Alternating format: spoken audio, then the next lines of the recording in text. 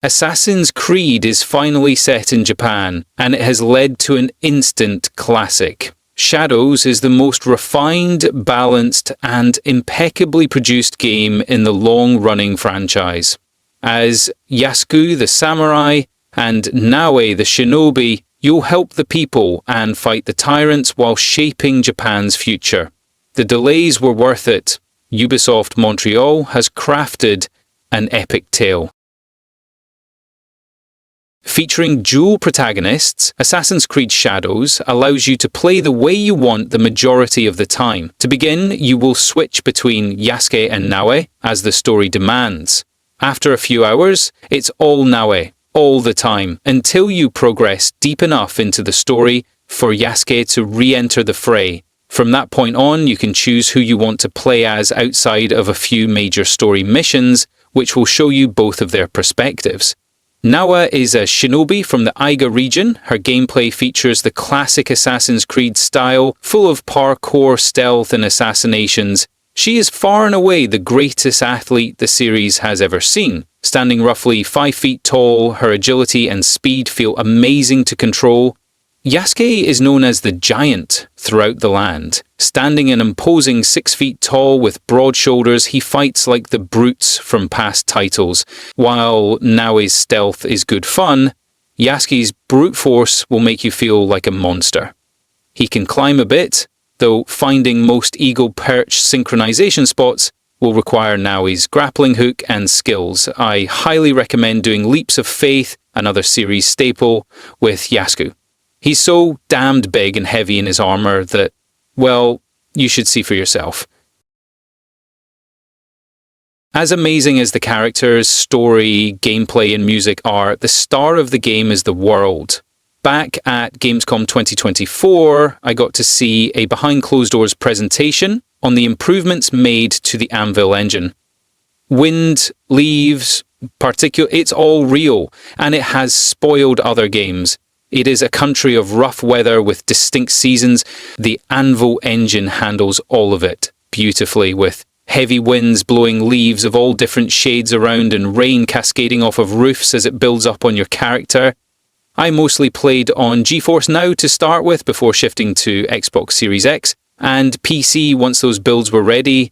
No matter where I played the game, it looked and ran well, feeling extremely polished and well optimized. Game quality and balanced modes look gorgeous, with the performance mode looking damned good with some noticeable lighting downgrades. It is one of the greatest looking pieces of media I have ever seen. Fueled, Japan is a perfect play space for Ubisoft's artists to build a stunningly realized world full of life, color, and danger. Seeing the morning sun shining through the trees, how it properly cascades and shines through various material types, you have to see it. I cannot overstate how amazing the lighting is, and when you add in the physical wind interactivity with grass, bushes, and trees shaking around, it is an astounding technical achievement. Also, I have to call out how incredible the facial animations are. One of the biggest improvements over past titles, there are times the characters look completely human, with 30 FPS on all platforms to up the texture and animation quality to its max level. All of this brilliant world building and feel is in service of Assassin's Creed Shadows' fantastic gameplay. We'll start with Naoe and her shinobi style. For fans of the series, she is the greatest playing protagonist yet. Her focus is on parrying white and blue-coloured incoming strikes and dodging the red-coloured ones. Your quick attack is on the right bumper, with heavy on the right trigger. The left bumper is used for parrying and B is dodge. The left trigger activates your ranged abilities and ally call-ins. Alongside all of this is the classic hidden blade, allowing her to quickly dispatch foes in a single blow as long as the number of health segments she can remove in one attack is more than their health bar. You start with the katana, and while it looks great, she's weak in one-on-one fights. I preferred having the Tanto out as it allows for dual assassinations where she'll use the short Tanto blade and her hidden blade in unison. The Kusarigama is best for groups of enemies as you swing the heavy spike ball around on its chain while using the sickle for short-range hits. Kunai are heavy throwing daggers that can take out most regular enemies in a single headshot, while the shuriken are best used in combo with your melee attacks as they are quick but low damage. While the small bell is great for distracting enemies away from a particular location, the greatest tool is the smoke bomb. Tossing one of those on the ground at your enemy's feet makes them lose track of you, opening things up for an assassination attempt. By the end of the game, my assassinations could take upwards of 7 health segments off, so using these on bosses led to incredibly quick victories. Yasuke has no hidden blade. His only assassination is of the brutal variety. He yells "I'm here" in various ways before chopping his opponent's head off, smashing it with a hammer or chopping both arms off, and then the head with the pole sword. He is a vicious combatant who can take far more of a pounding than Naue, which is good because he's not the best at being silent. While you begin with the long katana, my favourite was the kanabo. It is an enormous club that Yasuke will use to hit home runs with. Your opponent's heads are the balls and they will go flying. AC Shadows is a violent game, full of body parts being chopped or knocked off, with the most brutal hits turning your enemies' domes into a fine red mist.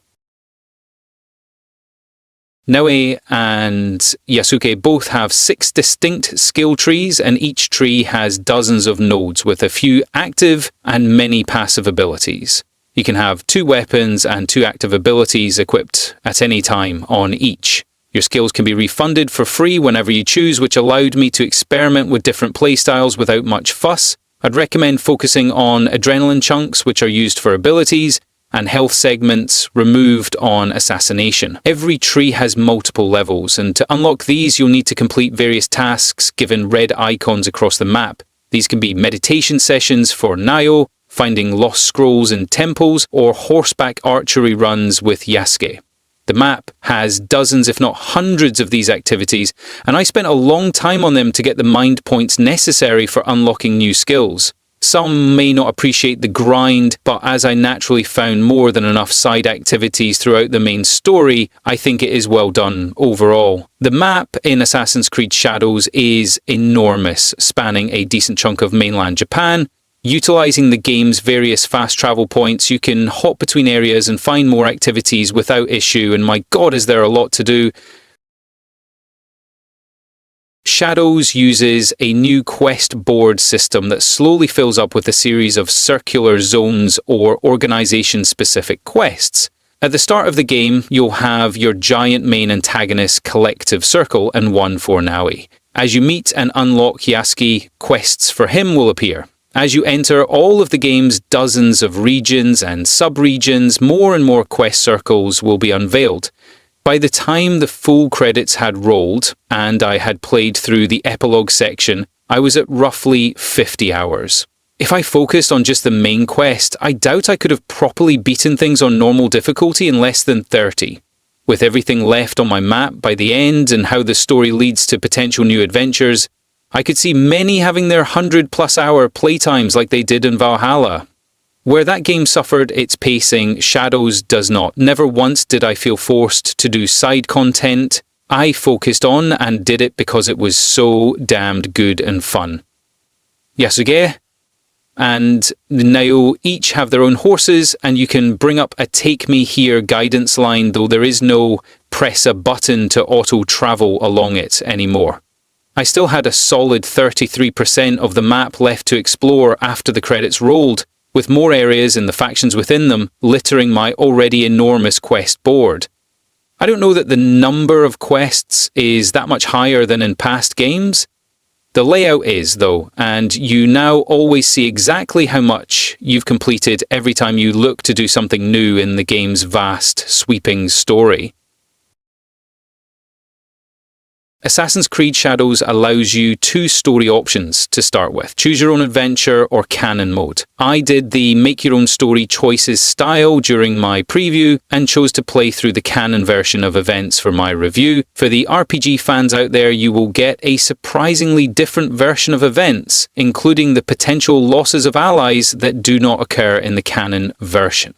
At one point, I had to rescue a friend that I had been working with throughout 10 plus missions. There was no warning or timer on the screen, it just said Rescue X. I messed up a few jumps and all of a sudden heard a gunshot. My Rescue X changed to Avenge X and my heart dropped. I quickly reloaded the last checkpoint to see if I could save them, and lo and behold, I could. When I properly executed each jump, I stopped the would-be killer right before his shot hit and saved my ally.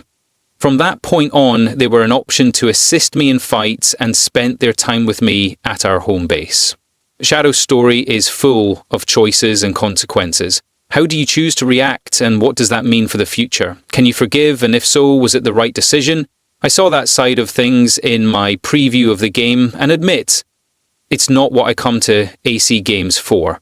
I'm all for the option to have a canon mode, which let me not worry about fully micromanaging my choices. Thankfully, I lucked out and saved my entire family in Assassin's Creed Odyssey, but I laboured over the choices. Here, I was safe to follow Neui and Yasuke on their path as they found allies, helped the people, and came to terms with their trauma. Speaking of allies, early on in Naue's story, you'll unlock the Hideout. This home base is a little homestead builder, full of buildings, paths, decorations, pets, and more to place in it. As you travel the lands, loot chests, complete quests, and visit vendors, you'll find hundreds of items to decorate the Hideout to match what you want. The main buildings offer passive benefits like extra scouts whom you'll use to help you find objectives. Without them, you're given a main area, sub-region and sub-sub-sub-region to try and find your target in. Scouts can also take marked resources from inside strongholds, which they'll retrieve for you at the end of a season. Seasons change slowly throughout the game, though you can choose to jump to the next one from the map when it's close enough. Spring, fall, winter, summer, they're all here in various fashions and they'll completely change up the map, clear your local bounties and refresh your scout supply. One of the buildings you'll unlock is a scout hub, with many of them also dotting each city you visit. For 800 Mon, you can unlock them as fast travel and scout/ally hub spots. There are systems on systems, with dojos that let you train up your allies so that they're more powerful when you call them in. One of the first allies I found was named Yaya, a giant of a woman. After upgrading her, she'd run in and chokeslam any poor bastard who dared get in her way. If you want to get your interior decorator on, then the hunt for new items and the ease with which you can place them should see dozens of hours lost. To build new buildings that give benefits, you'll need materials, which are some of the main benefits of looting castles and other various strongholds. Many nights were spent scouring the map for new places to rob from the shadows or my new blast through as Yasuke. There's so much more I could talk about, but spoilers. Assassin's Creed Shadows is the best entry in the series. There is no area in which it is lacking, with expert pacing despite its enormous size. Naoe and Yasuke shine as dual protagonists, as does Japan itself. This one has been my favourite in a year of amazing releases.